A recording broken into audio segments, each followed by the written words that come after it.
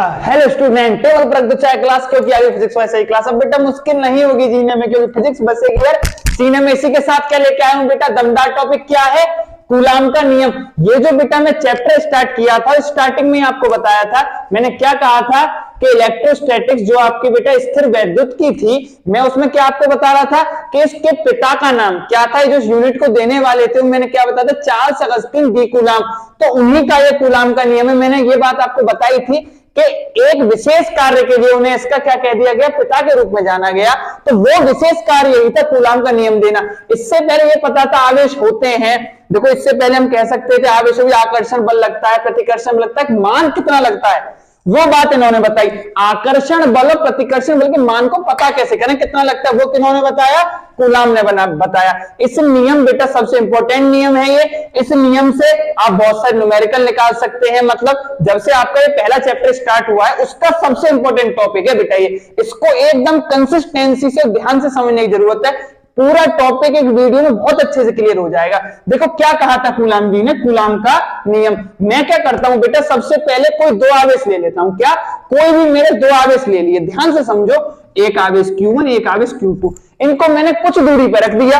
उस दूरी को मैंने क्या मान लिया बेटा, R मान लिया। क्या कहा था, दो मैंने आवेश लिए और उनको बेटा मैंने कुछ दूरी पर रख दिया। उस दूरी को क्या माना, मैंने R मान लिया। अब कूलाम ने क्या बताया था बेटा कि किन्हीं दो आवेशों के बीच, क्या कह रहा हूं, किन्हीं दो, ये दो। अब देखो इनका आप साइन प्लस प्लस का ले लो, माइनस माइनस का ले लो।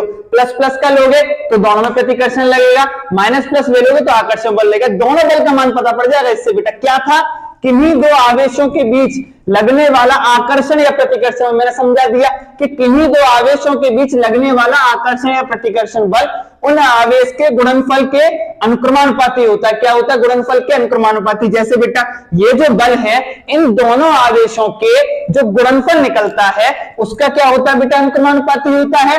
तथा बीच की दूरी के वर्ग के व्युत्क्रमानुपाती। यही बल है जो बीच की दूरी हुई उसके वर्ग के व्युत्क्रमानुपाती। आप बेटा इस बात का मतलब तो जानते होंगे, अनुक्रमानुपाती व्युत्क्रमानुपाती, पर एक बार ना बता दे रहा हूं फिर भी। मान लो बेटा मेरा कोई n है, कुछ भी है, n मान लिया बेटा a के अनुक्रमानुपाती है, तो इसका मतलब समझो होता क्या है बेटा, n ऊपर चढ़ेगा तो लपक के a भी ऊपर चढ़ेगा, n थोड़ा और ऊपर चढ़ेगा, a पीछे पीछे और ऊपर चढ़ेगा।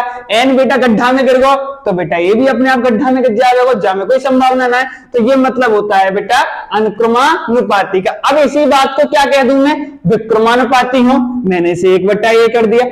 अब समझने वाली बात है, अगर बेटा a बड़ा, मेरा n कम हो जाएगा, और मैंने n को बढ़ा दिया तो मेरा a कम हो जाएगा। सिंपल बात समझे, एक बड़ा दूसरा घट गया।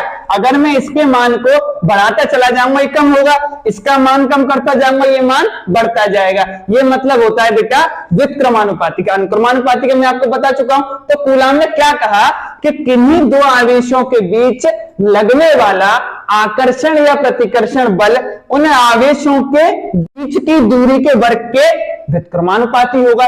ये बेटा बीच की दूरी के वर्ग का नियम हम पहले भी कभी सुन चुके हैं। कब सुना था, अब याद करो तो 11वीं क्लास में सार्वत्रिक गुरुत्वाकर्षण का नियम था। वो भी तो कह रहा था कि दोनों पिंडों के बीच की दूरी के व्युत्क्रमानुपाती होता है। पर इसका मतलब ये नहीं है कि दोनों सेम है, कुछ समानताएं दोनों में है और कुछ असमानताएं भी हैं, सेम नहीं है दोनों। इसके बाद जो मैं वीडियो निकालूंगा उसमें इन दोनों की समानता भी बताऊंगा और असमानता भी बताऊंगा। पर कुछ को रिलेट आप कर सकते हो कैसे, क्योंकि पहले हमने 11वीं क्लास में सार्वत्रिक गुरुत्वाकर्षण का नियम हमने थोड़ा बहुत पढ़ रखा है। थोड़ा बहुत क्या बेटा, अच्छे से हम पढ़ के आए, जब तो 12th में आप आए हो 11th करके बाद में। तो दो बातें होंगी क्लियर। अब भी बेटा कोई खासा रिजल्ट नहीं है, तो मैंने क्या करा, दोनों समीकरण में इन दोनों का मैंने मल्टीप्लाई कर दिया। क्या करा, दोनों समीकरण का एक समीकरण बना लिया। तो क्या बना, F proportional Q1 Q2 upon R square. बेटा यहां तक की तो बात आ गई, क्लियर बात है। जब तक बेटा मैं इस प्रोपोर्शनल को हटा करके कोई नियतांक नहीं लगाऊंगा जो पूरी वैल्यू को मेरे निश्चित फॉर्म में ले आए, तब तक कहानी बनती नहीं है। हाँ, इससे मैं क्या बता सकता हूं कि ये बढ़ेगा तो ये भी बढ़ेगा, पर एक क्या कहते हैं, पर्टिकुलर वैल्यू थोड़ा ना निकाल सकता। जब तक मेरा अनुक्रमानुपाती का साइन है बेटा, तब तक कोई पर्टिकुलर वैल्यू तो आने से रही, बशर्ते हम इतना बता जरूर देंगे कि ये बढ़ेगा तो ये बढ़ेगा, ये घटेगा तो ये घटेगा। तो इसको करने के लिए बेटा एक नियतांक लगाते हैं। हमने क्या मान लिया स्टार्टिंग में, a।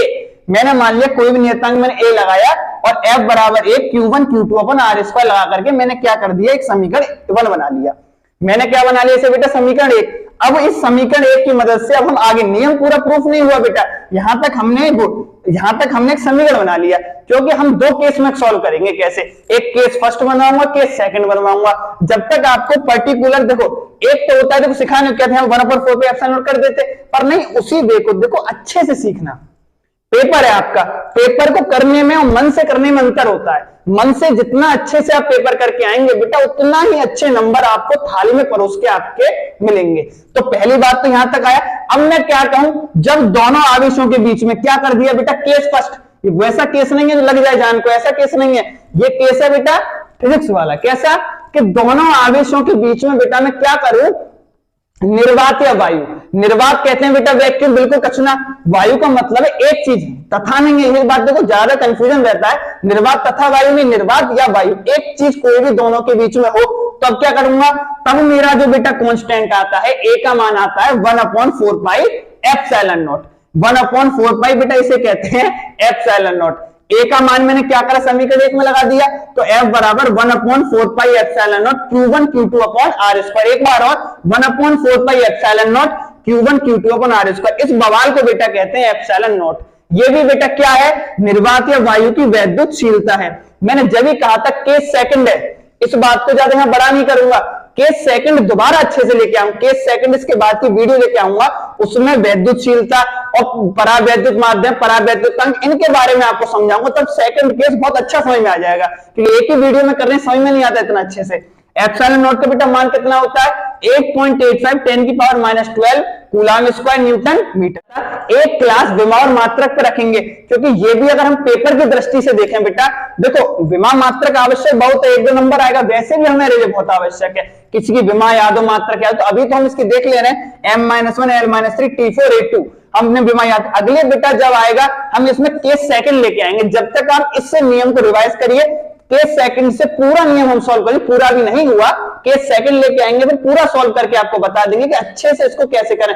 तब तक बेटा आप इसका पूरे का स्क्रीनशॉट ले सकते हैं, अब तो साफ भी दिख रहा है, आप स्क्रीनशॉट ले लें, इस पूरे का अच्छे से आपको दिखेगा।